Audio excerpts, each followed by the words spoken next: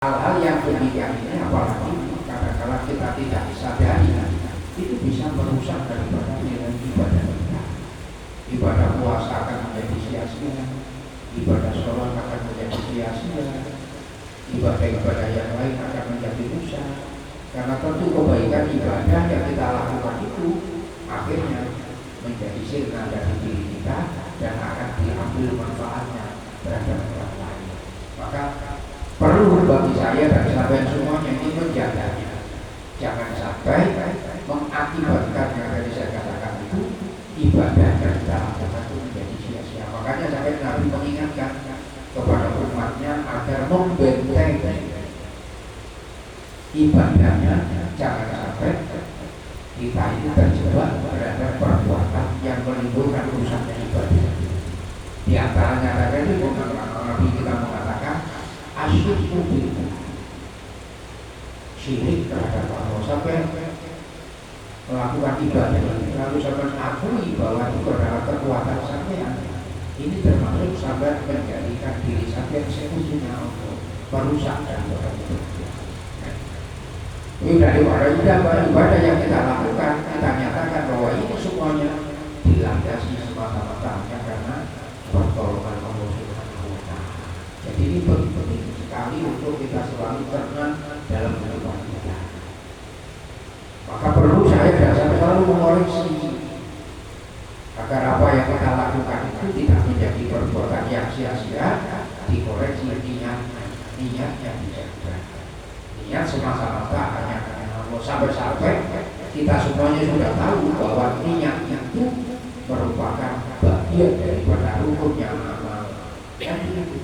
Kalau kita beramal tidak dilandasi dengan niat, maka amal kita akan menjadi sia-sia. Pertanyaannya, apa yang kita niatkan di dalam kita beramal?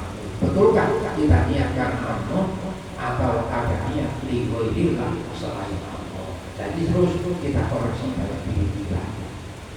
Semakin besar seseorang keimanannya, semakin besar juga godaannya, karena setan tidak ingin untuk kita semuanya lurus di dalam ibadah. Boleh jadi kita berbuat ibadah, tapi bagaimana ibadah kita menjadi rusak, itu setan selalu berupaya untuk merusakkan hati kita.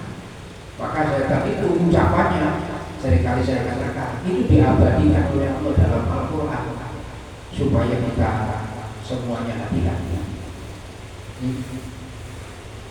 Didatangi kita oleh setan dari arah kiri, dari arah kanan, dari depan, dari belakang, supaya kita menjadi orang yang lupa terhadap Allah.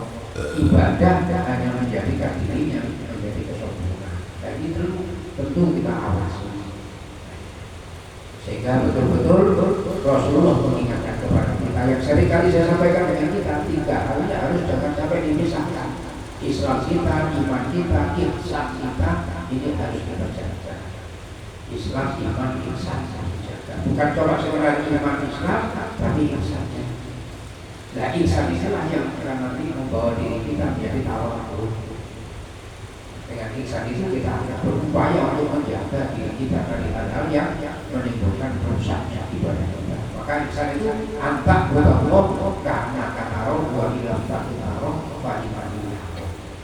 Karena dirinya merasa senantiasa diawasi, dilihat oleh Allah Subhanahu wa Ta'ala, maka dirinya senantiasa menjaga segala sesuatunya hanya untuk Allah Subhanahu wa Ta'ala.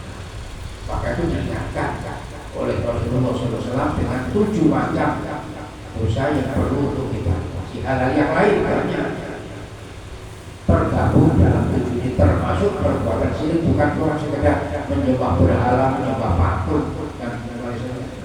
Tapi bisa jadi ilmu yang Allah berikan kepada kita ini kita jadikan sebagai sarana untuk melawan Allah. Jadi kita akan meluangkan ilmu kita. Jadi merusak daripada amal kita. Yang nomor 2 tadi sihir, perbuatan sihir, hati-hati. Berbeda dengan kalau dulu tentang kita lihat bagaimana Nabi Musa alaihissalam, Nabi Musa diberikan oleh Allah mukjizat, tongkatnya bisa untuk menjadi ular. Lalu sihir-sihirnya orang bisa menjadikan membuat tali temali bisa menjadi ular sihir. Nah, sihir itu tipuan. Kalau mukjizat itu bentuk kebenaran yang datang dari Allah Subhanahu wa taala untuk menunjukkan kebenaran. Kalau dalam hati orang yang beriman itu disebut dengan karomah, itu terdiri dari wali-walinya Allah, karomah. Kalau pada orang-orang yang senantiasa taat kepada Allah yang tingkatannya bukan tingkatan wali, namanya ma'unah, pertolongan Allah Subhanahu wa taala. Tapi kalau bagi orang yang tidak beriman kepada Allah, segala sesuatunya disandarkan kepada dirinya sendiri, itu namanya nanti istizror, masuk dalam kelompok sihir. Istizror dilulu, semakin dirinya bisa, semakin lupa, semakin merasa bangga. Nah ini hati-hati. Nah, makanya itu perlu untuk senantiasa disandarkan semasa-masa kepada Allah Subhanahu wa taala. Oleh karenanya seringkali saya ingatkan, khususnya untuk diri saya, supaya paling tidak untuk membentengi agar kita sadar semuanya bertumbuh kepada Allah. Surat At-Taubah ayat yang ke-128 dan 129 itu betul-betul direnungkan, diamalkan. Laqad ja'akum rasulun min anfusikum azizun 'alaihi ma 'anittum harisun 'alaikum bil mu'minina ra'ufur rahim. Itu ayat yang ke-128, yang ke-129. Bagi tawallamu faqul hasbiyallahu la ilaha illa huwa 'alaihi tawakkaltu wa huwa rabbul 'arsyil.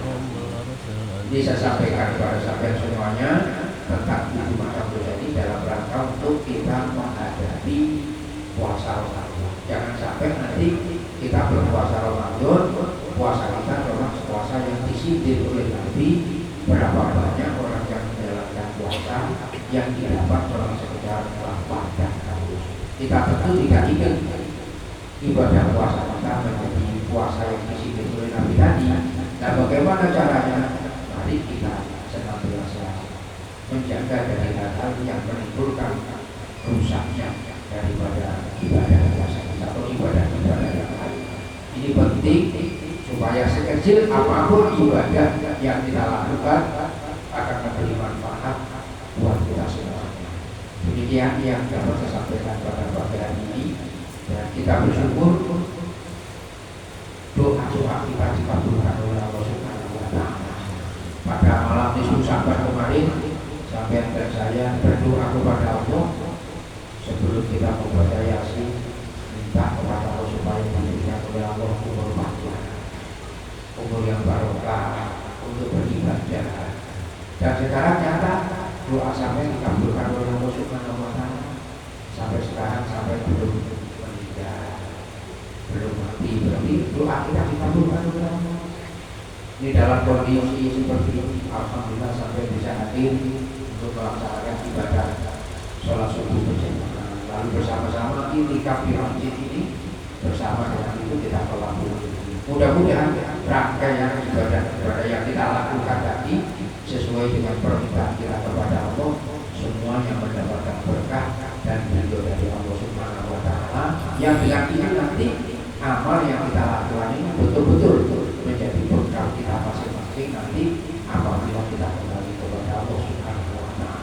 Al-malu wal banuna zinatul hayatid dunya wal baqiyatus sholihatu khairun inda rabbika sawaban wa khairun amala. Ditegaskan oleh Allah dalam Al-Quran surat Al-Kahfi ayat yang ke-46. Mudah-mudahan ada manfaatnya. Al-Fatihah.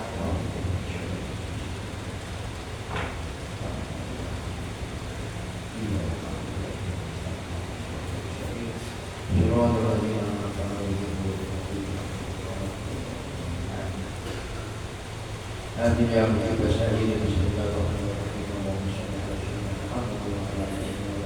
Alhamdulillahirabbil alamin. Allahumma inna nas'aluka ilman nafi'an wa 'amalan mutaqabbalan wa yaqinan fi ridha wa rizqan wasi'an halalan thayyiban mubarakan fi rahmatika ya arhamar rahimin. Allahumma qdi hawaijana wa sallallahu wa qina bi haqqi Qur'anil karim wa rasulika karim bi rahmatika ya arhamar rahimin. Walhamdulillahirabbil alamin. Kita tutup bersama dengan membaca Al-Fatihah. Bismillahirrahmanirrahim. Subhanakallahumma wa bihamdika asyhadu an la ilaha illa anta warahmatullahi wabarakatuh. Astaghfiruka wa atubu ilaik. Wassalamualaikum warahmatullahi wabarakatuh.